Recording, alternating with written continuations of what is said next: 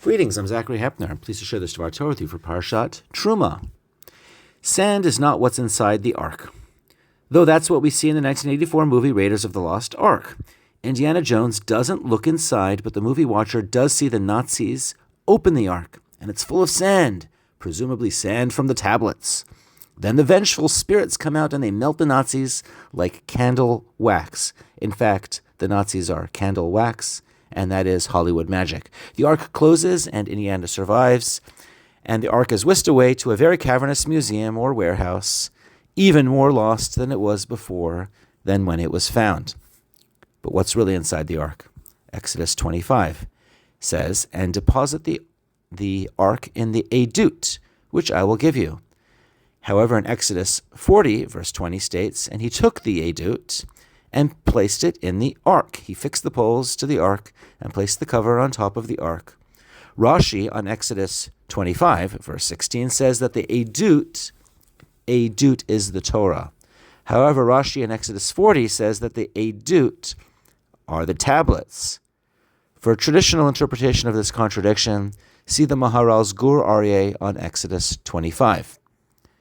Both Bava Batra 14b and the Yerushalmi Shkalim chapter 6, they cite the machloket between Rabbi Meir and Rabbi Yehuda. Rabbi Meir says that the Torah is resting inside the Ark, while Rabbi Yehuda says that it was placed on the side of an Ark.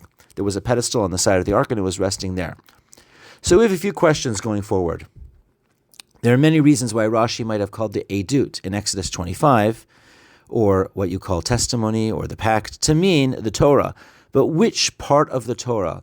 The Torah until Exodus 25, or the entire Torah?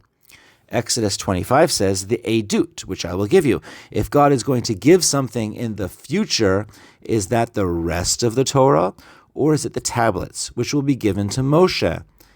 Exodus 40 talks about what was done, what had been done, and the EDUT were put into the Ark.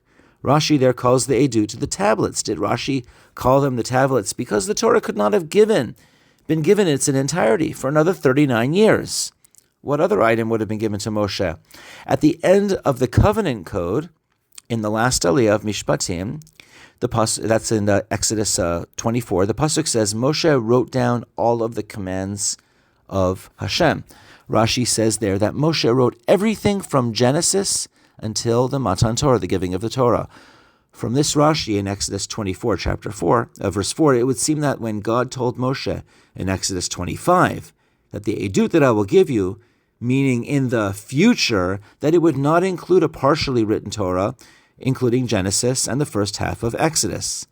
It would make an interesting hypothesis, though, that it could, if that were the case, it would contain the origin story of the world, the notion of God as a prime mover for the past, and as an active mover for the present, and containing the 10 Commandments, which is a mini Torah.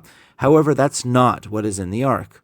Furthermore, there's an allusion to that in the text, which says, what I will give you, that's a reference to the tablets, because the Ark contains both tablets, first the broken ones, and the second ones which are chiseled.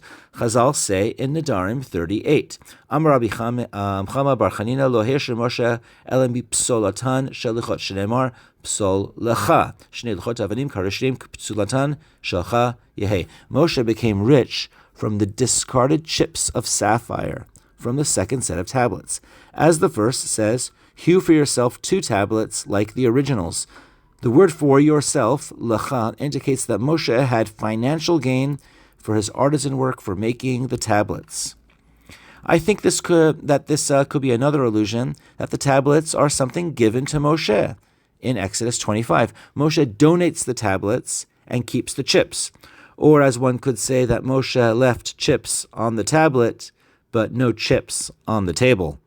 But let's go back to our attention for a moment, Rabbi Meir and Rabbi Yehuda. Rabbi Meir holds that the Torah was placed inside the Ark. In context of Bava Batra 14, it also states that Rashbi, that's Rabbi Shimon Bar Yochai, says that Hashem v'chol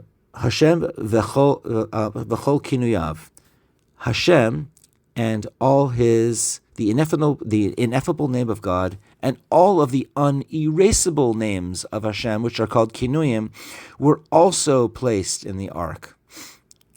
A better way to understand Rashi on Exodus 25 is that, of course, in Exodus 40, when something actual had to be done, all 4 tablets were in the ark. But before then, there were no tablets in Exodus 25. Before there was any golden calf, there was just a new nation and a Matan Torah and a Naaseh v'nishma, a covenantal we will do and we will listen. Moshe wasn't going to do it. Bezalel was the artisan and architect, but Moshe had heard from God that Moshe will be receiving an EDUT. Wow, Moshe thought. An EDUT? You mean there's more? As far as Moshe was concerned, more of something means more of Torah. Later on in the building of the tabernacle, Bezalel interprets it as the tablets. Now, Rabbi Shimon Bar Yochai says the Torah is immutable.